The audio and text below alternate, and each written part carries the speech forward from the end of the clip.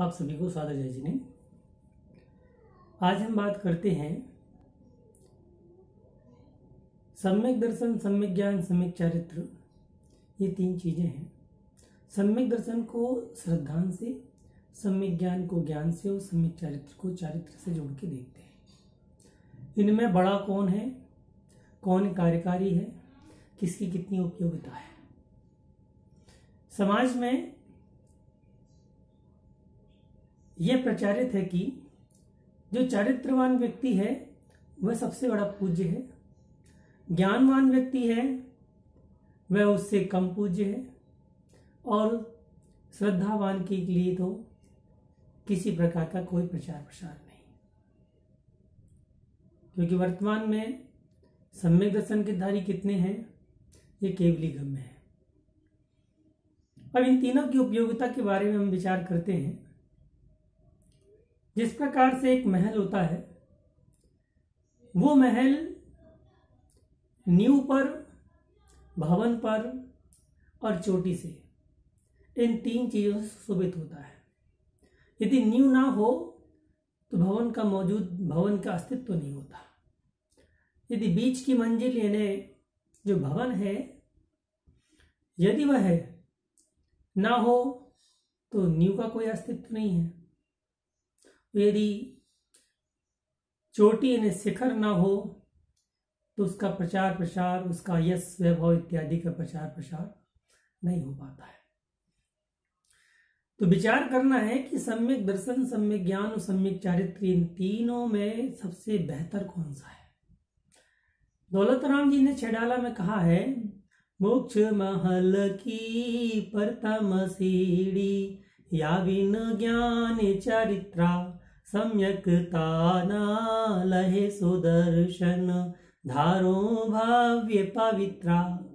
इन्हें सम्यक दर्शन की मोक्ष महल जो है, उस मोक्ष महल की सम्यक दर्शन जो है नींव है। मोक्ष महल की प्रथम सीढ़ी, पहली सीढ़ी है। या बिन ज्ञान चरित्रा, इनसे ज्ञान और चरित्र के बिना, इन्हें सम्यक दर्शन के बिना ज्ञान और चरित्र निहिसार है। सम्यक मोक्ष महल की प्रथम सीढ़ी, या बिन ज्ञान चरित्रा, सम्यकता ना लहे सुदर्शन, धारो पवित्रा। कि जिसने सम्यक दर्शन को प्राप्त नहीं किया है उसके लिए सम्यक ज्ञान और सम्यक चरित्र कार्यकारी नहीं है। इसलिए हे भव्यो, सम्यक दर्शन को धारण करो। मोक्ष जाने के लिए केवल अष्ट प्रवचन मात्रिका का ज्ञान आवश्यक है और उतना ही चरित्र आवश्यक है।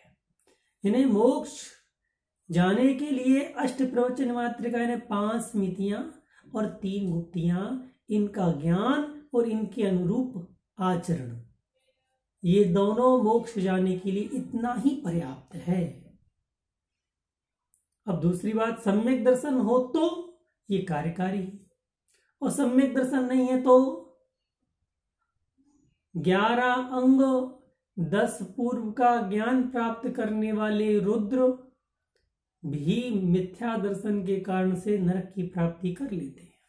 अब विचार कीजिए कि हम जितना भी ज्ञान प्राप्त करते हैं, क्या वह ज्ञान हमारे लिए कार्यकारी है? क्या मोक्ष जाने का साधन है, या स्वर्ग ले जाने वाला है, या नरक ले जाने वाला है?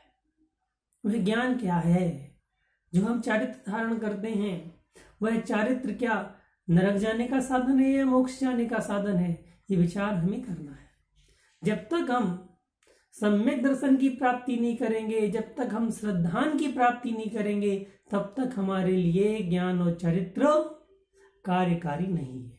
तो सबसे पहले हमें सम्यक दर्शन यानी श्रद्धान को प्राप्त करना चाहिए।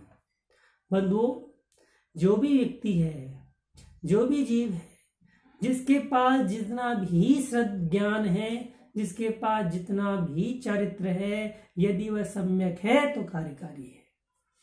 तो हमें सबसे पहले जो जमा पूंजी है उससे व्यापार करना सीखना चाहिए।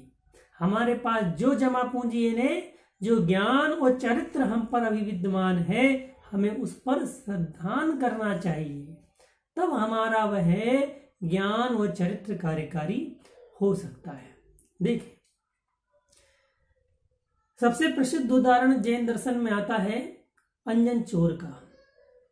सारे कथाकारों ने, पूजा वालों ने, सब ने अंजन चोर को निरंजन बना दिया। हे भगवान, आपकी भक्ति करने से अंजन भी निरंजन हो गया, मुझे भी आप तारे। हम सारी बात तो कह देते हैं, परंतु वह अंजन निरंजन कैसे बना, वह अंजन चोर सिद्ध भगवान कैसे बना, इस बात पर हम विचार नहीं करते।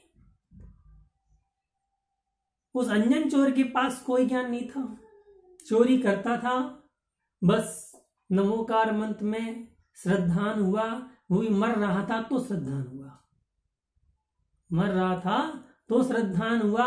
उस श्रद्धान से उसको पता चला कि नहीं, हमें नमोकार मंत्र पे श्रद्धान किया तो मेरी मृत्यु टल गई, तो मुझे अपने जीवन के लिए कुछ करना चाहिए, और उसने महाव्रत धारण कर लिए। अब बताइए उसको क्या ज्ञान था, क्या ज्ञान था उसको? 5 स्मृति और 3 गुप्ती का ज्ञान जो गुरु ने दिया था कि कैसे उठना है, कैसे बैठना है, कैसे सोना है, कैसे खाना है, क्या बोलना है, क्या नहीं बोलना है, कब मौन रहना है, कब मौन नहीं रहना है, मलमूत्र का क्षेपण कहाँ करना है, कहाँ नहीं करना है, बस इतना ज्ञान था।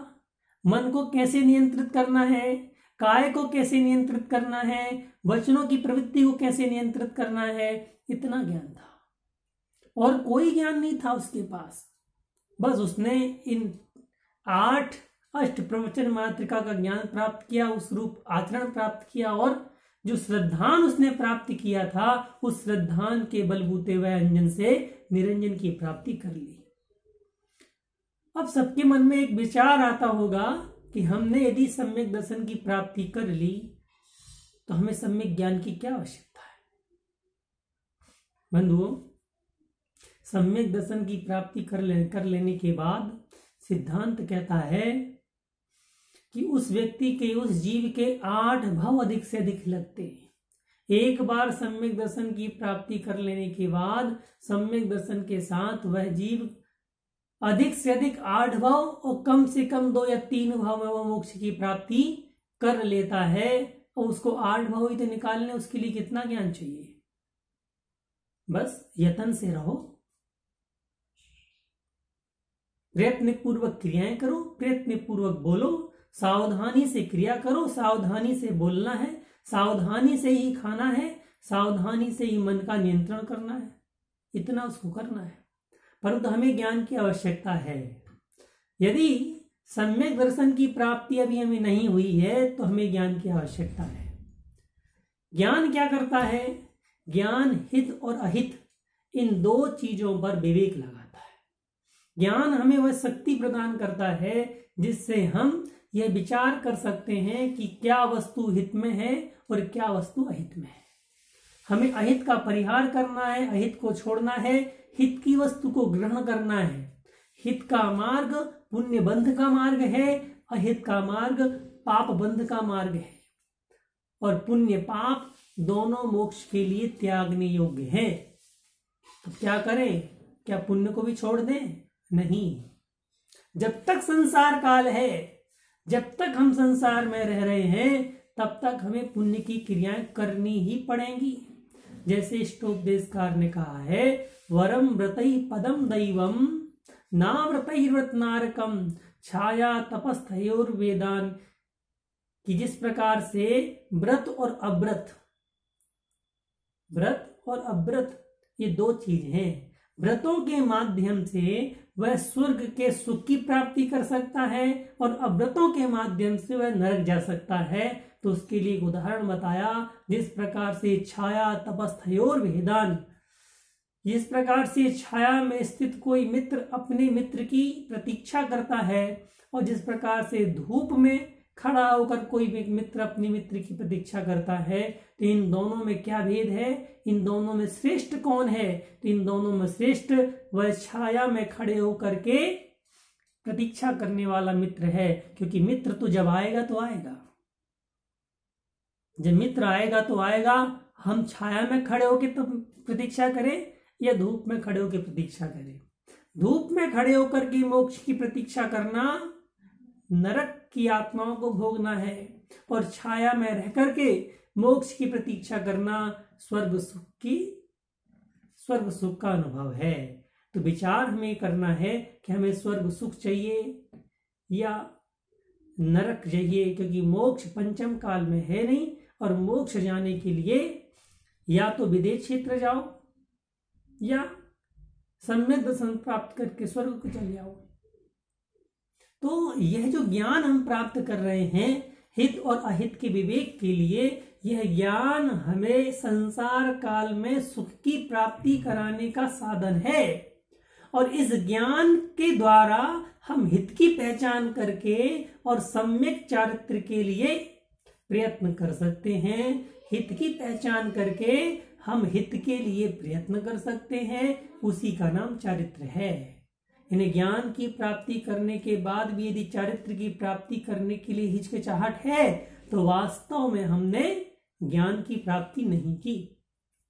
वास्तव में हमने ज्ञान की प्राप्ति नहीं की, क्योंकि ज्ञान एक बार हो जाए, यानी हित की पहचान एक बार हो जाए, तो वह हित की पहचान करने वाला व्यक्ति उस हित वाली वस्तु को जरूर ग्रहण करेगा, जरूर ग्रहण करने का इच्छुक होगा। और जिसने ज्ञान प्राप्त करने के बाद उसको ग्रहण करने का इच्छुक नहीं है, वास्तव में उसने ज्ञान की प्राप्ति नहीं की है।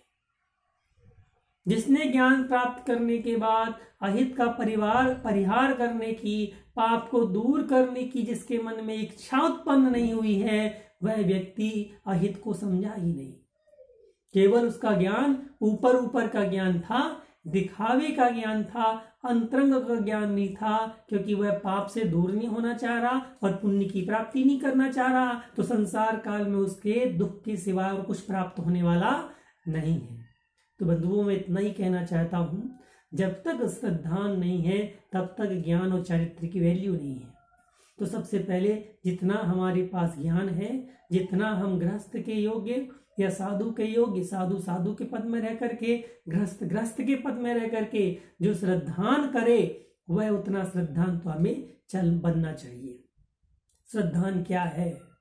श्रद्धान है देव शास्त्र गुरु पर समीचीन श्रद्धा करना। विश्वास और श्रद्धा में बड़ा अंतर है।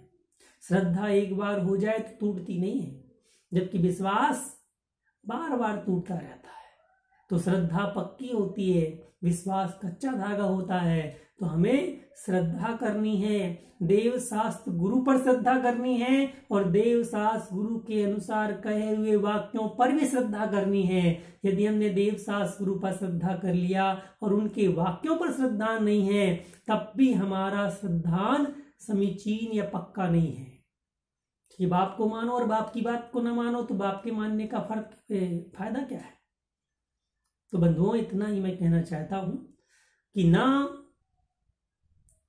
ज्ञान और चरित्र बड़ा है और न श्रद्धाएं बड़ा है।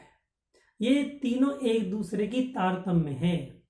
श्रद्धान अकेला प्राप्त हो जाए और ज्ञान और चरित्र की प्राप्ति ना हो तो भी मोक्ष नहीं जा सकते, और ज्ञान और चरित्र की प्राप्ति हो जाए और श्रद्धान प्राप्त न हो तो वह ज्ञान चरित्र मिथ्या हो जाएगा, तो भी मोक्ष की प्राप्ति नहीं हो सकती। तो श्रद्धान होने के साथ साथ जो देवशास्त्र गुरु ने श्रावक के योग्य या मुनि के योग्य समीचीन आचरण, समीचीन ज्ञान की जो परिभाषा व्यक्त की है, उसके अनुसार अपने जीवन में आचरण और ज्ञान को प्राप्त करना चाहिए। तब हमारा समीचीन श्रद्धान प्राप्त करने का अर्थ कार्यकारी हो सकता है।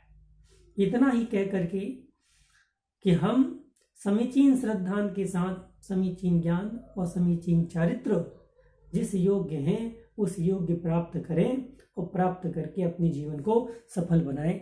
जय जिनेंद्र बंधु।